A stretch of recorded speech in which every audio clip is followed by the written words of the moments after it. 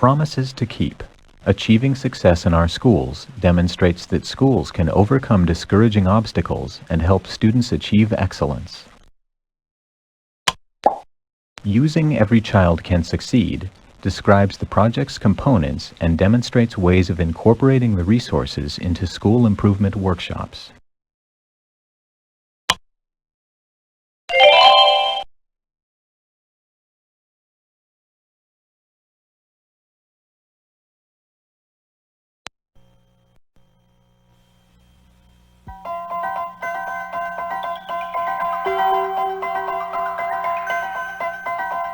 A presentation of AIT.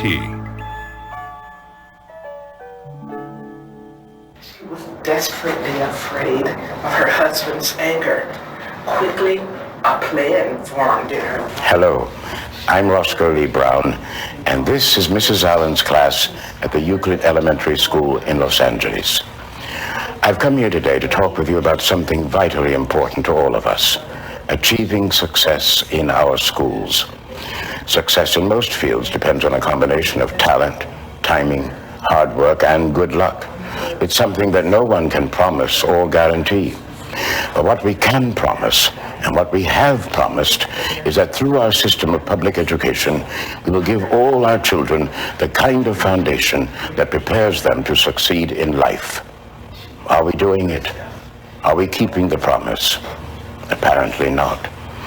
We've all heard how American students are performing poorly compared to students from other countries. It seems that academic success is getting harder to come by for everyone. But for poor children, especially for poor minority children, the possibility of getting a good basic education has become more and more of an impossibility. And that says more about how we are educating our children than it does about the children themselves.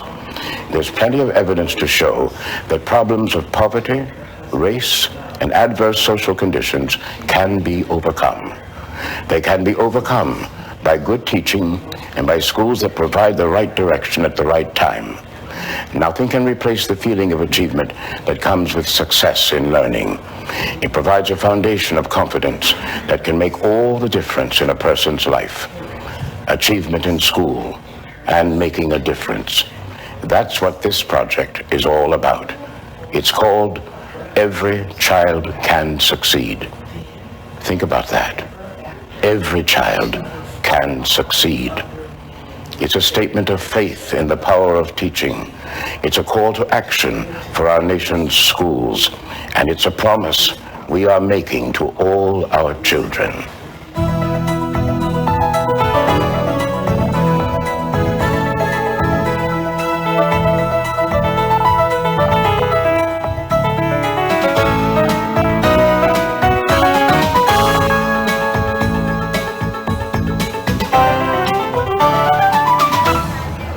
These children are on their way to the future. Their future and ours. Come on, let's go. I pledge allegiance to the flag of the United States of America. The schools we send them to are supposed to be expressions of our commitment to a new generation. Indivisible, with liberty and justice for all. But are all of our children being well served? If not, are we up to the challenge? Flag of America, a salute we give to you.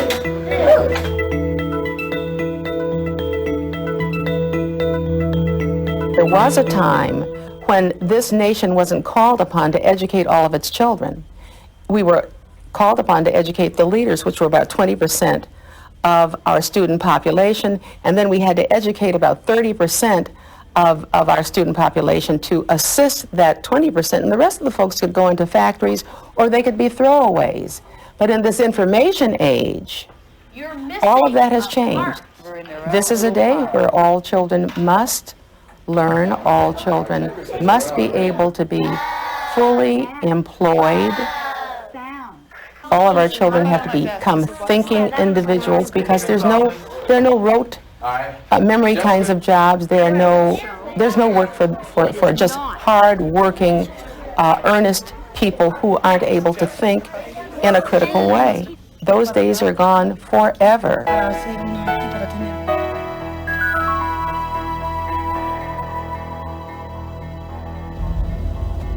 There are many places in North America where principals, teachers, and children conduct the vital business of education under appalling conditions, amid the deep poverty of rural areas all across the continent, and in poor urban neighborhoods filled with noise and violence where drug dealing and other crimes are part of everyday life. What do we expect of children in these environments? We say that we believe that all children can learn. And I believe that almost every educator wants desperately to believe that, and may sometimes even believe that they believe it, and yet they nurture doubts that they can produce the educational outcomes in situations that are difficult. For example, we hear that if students are poor, that there is a correlation between poverty and school success. Okay. Dígame, Gabriela.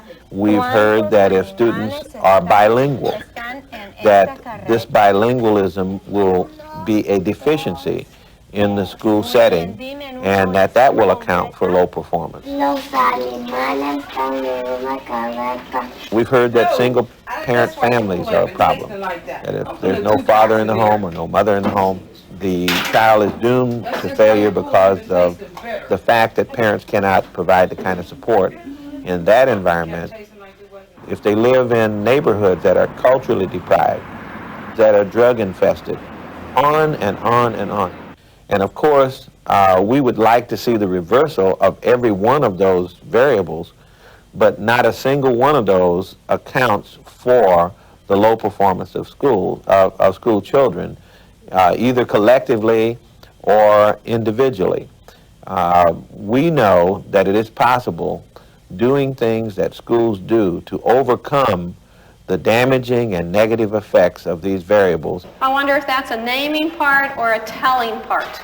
Simone? A naming part. Good. All together you use how many for each train of cubes? 5. 5. Okay, good job. Will you take that home and read to your mommy and daddy? This is the practice. In his book, Savage Inequalities, Jonathan Kozol simply dismisses explanations that point to deficits in the child as reasons for failure.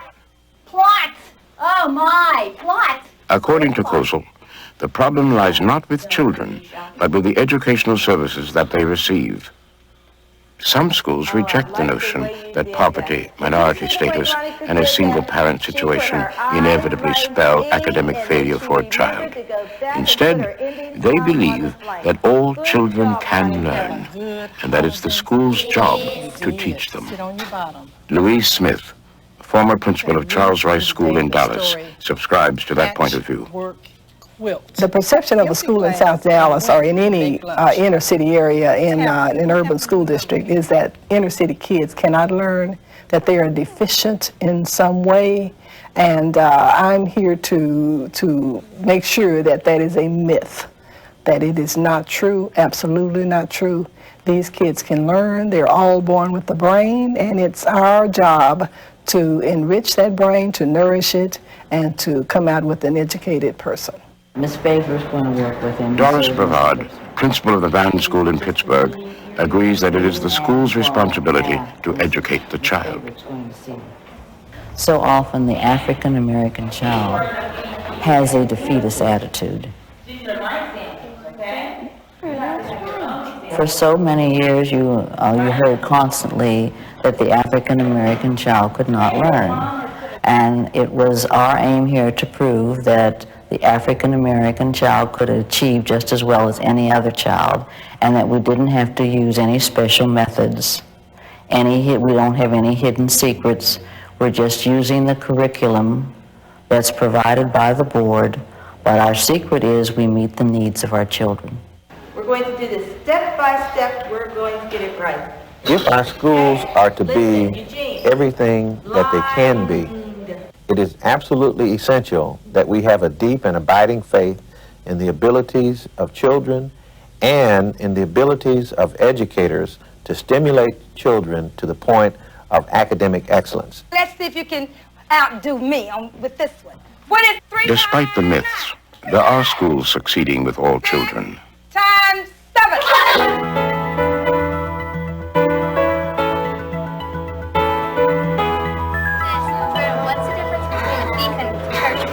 you right down here. I see you have. How many positive examples do we need to prove that it is possible to attain academic success in difficult circumstances? Touch your table. Touch you. Fan. According to Ron Edmonds, a leader of the Effective Schools movement, the answer is just one. And it takes up space. I don't know. Remember we counted them? How many does it have? If we can find one school operating in adverse conditions whose students are achieving at or above national norms, that should be evidence enough that all children can learn. The kind of starfish you were talking about, the purple one. That's the premise of a project called Every Child Can Succeed. As part of that project, we tried to find an example of success among schools serving poor and minority students. We found more than one.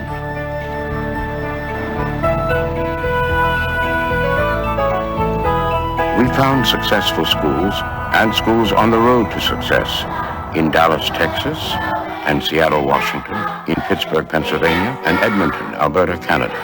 8 schools in all, from Maine to California.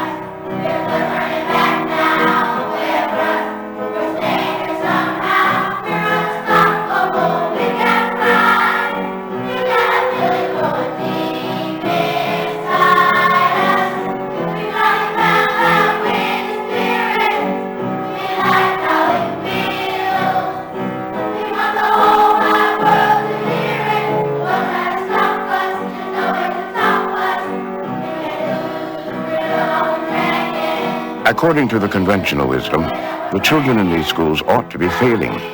They come from environments that exhibit a familiar litany of problems: poverty, drugs, crime-ridden streets, and unstable family situations. And yet, in the schools we visited, success was the rule, not the exception. It's very important that when you finish writing on here... In our sample schools, scores on standardized achievement tests place the school well above the norm in math and reading, often in the top quartile. They're going to say, oh, this kid didn't... While they are not the only criteria for judging success, standardized tests do provide an objective and comparable measure of academic achievement. They can demonstrate a school's determination to become or to remain successful. What are our possible answers? Good morning, boys and girls. Van's